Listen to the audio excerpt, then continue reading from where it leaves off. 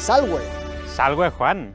Es como más recto, ¿no? A lo mejor. Lo que pasa es que, claro, hoy en día ya lo del brazo en un ángulo de 45 grados ha tomado otras connotaciones. Queda raro, nos lo han fastidiado otros nos lo han en la historia, estropeado, ¿verdad? qué pena. Yo ya estoy enfadado. ¿Qué quieres que diga? Bueno, pues perfecto, porque vamos a hablar de la ira. Así que te voy a contar la revuelta de Nika, una rebelión popular que tuvo lugar en Constantinopla precisamente y que a punto estuvo de costarle el cargo al emperador Justiniano I.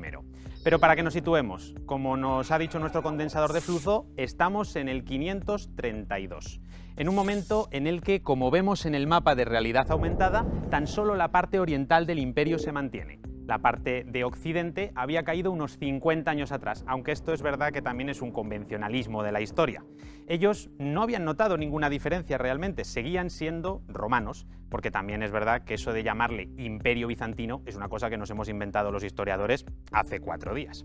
Pero aquí el importante es el emperador Justiniano, que llevaba relativamente poco tiempo en el cargo y, bueno, pues ya se le había ocurrido subir los impuestos. Primera decisión de Justiniano, entra por la puerta y dice, ¿qué os parece si subimos los impuestos? Pero me parece un plan sin fisuras también. Sí, y es que se los había subido a los pobres y a los ricos por igual, con lo cual estaban todos cabreadísimos. Y ellos lo único que querían, ricos y pobres, era ir a las carreras del gran hipódromo de Constantinopla, que eso es lo que les gustaba. Tú imagínate a casi 100.000 personas coreando y gritando los nombres y los colores de sus equipos. Ya sabes que las carreras de carros eran el deporte rey de la antigua Roma, muy por encima de las luchas de gladiadores, aunque pueda parecer al contrario. Esto lo he visto en Asterix, ¿eh? Efectivamente. Los rojos y los azules. Bueno, rojos, azules, blancos y verdes. Había 4 facciones, 4 equipos, aunque en esa época ya solo quedaban 2, los azules y los verdes. Los azules normalmente tenían seguidores ricos, poderosos, entre ellos el emperador. El emperador seguía a los azules.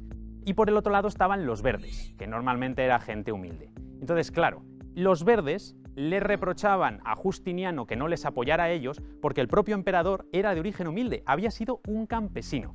Y esto también, pues claro, generaba rencillas con los azules porque como eran ricos no querían a un pobre en el poder. Entonces piensa, todo el mundo acumula un montón de ira contra el emperador. En algún momento tiene que estallar.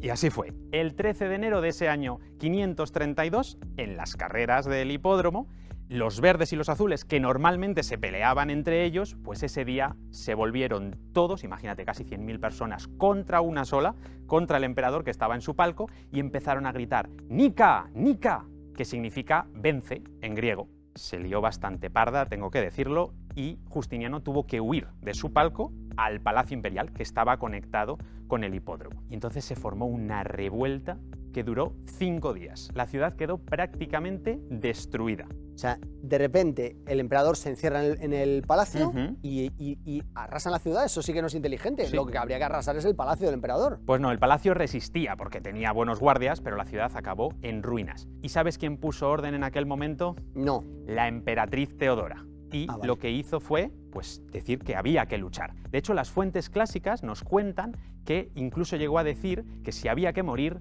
la púrpura, que era el color imperial, era una buena mortaja.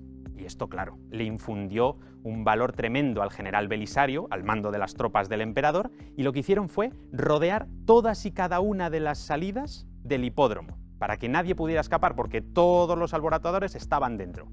Te imaginas, ¿no? Una masacre. Ira en estado puro. Claro, nos llegan a decir las fuentes, en este caso Procopio de Cesarea, que murieron más de 30.000 personas en aquel día. Piensa que, claro, ganó el emperador y nunca más nadie volvió a enfrentarse a él. Hay que ponerse en su lugar. Yo también hubiera preferido matar 30.000 personas a que me corten la cabeza a mí. Pero si te piensas que esta fue la única vez en la que se lió así de gorda en un espectáculo deportivo a lo largo de la historia, te voy a enseñar un vídeo que te va a demostrar lo contrario. Por supuesto, le doy paso en latín. Claro. Imaginem videte. A lo largo de la historia, los espectáculos deportivos han levantado las pasiones de los aficionados, y muchas veces este entusiasmo se ha traducido en arrebatos de ira desenfrenado.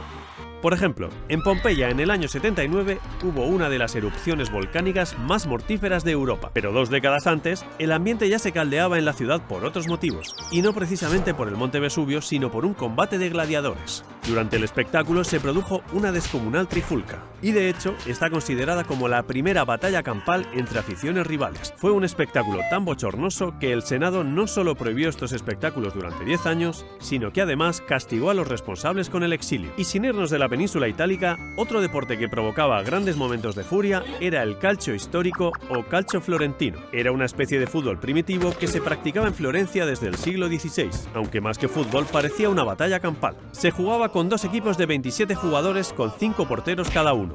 Se podían usar manos y pies, y el objetivo era meter la pelota en un agujero que se colocaba a cada lado del campo. Este deporte lo practicaron papas como Clemente VII, y es que en su origen estaba reservado para la aristocracia adinerada, al contrario que el fútbol medieval o de carnaval, que eran deportes del pueblo. El fútbol medieval lo jugaban grupos rivales de villas inglesas durante la Edad Media, y no se quedaba corto de ira y violencia. Las porterías eran ruedas de molino incrustadas en muros o incluso balcones de iglesia. Cualquier cosa valía. Cada equipo debía conducir el balón hasta su propia portería, muchas veces a casi 1 kilómetro de distancia. La violencia de unos pocos ha dejado momentos nada ejemplares en el deporte, y el apoyo incondicional de las aficiones a veces ha sido una excusa para dar rienda suelta a la ira más irracional. Pero el deporte también ha servido para canalizarla. Durante la Guerra Fría, por ejemplo, dos superpotencias nucleares como la URSS y Estados Unidos se enfrentaron numerosas veces sobre la pista y disfrutamos de grandes momentos. Eso siempre será mucho mejor que apretar el botón rojo.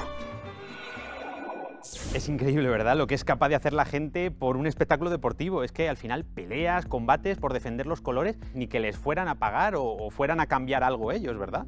Y bueno, en nuestro caso sí, en nuestro caso hubo consecuencias importantes. La primera de ellas fue la consolidación del reinado de Justiniano, que duró otros 33 años más. Vaya. Y la ciudad de Constantinopla, que estaba hecha a pedazos, fue reconstruida, especialmente algunos edificios fundamentales como la Basílica de Santa Sofía. Mírala, es espectacular. Pero tengo una curiosidad.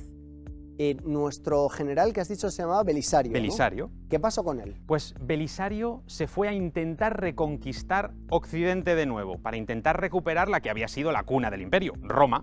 Y en parte lo consiguió, pero no le salió del todo bien al final. El caso es que la leyenda nos cuenta que Belisario fue juzgado por corrupción y que, como vemos en este cuadro del siglo XIX, pues le sacaron los ojos y acabó como un mendigo ciego por las calles de Constantinopla. Pero aunque esta historia sea muy bonita, es un bulo histórico de mucho cuidado. No te la creas, que es totalmente mentira. Por otra parte, te tengo que hablar del Corpus Iuris Civilis, la recopilación de leyes romanas que hizo Justiniano. Sí, en derecho es el código de Justiniano de toda la vida. Eso es la base de nuestro derecho actual.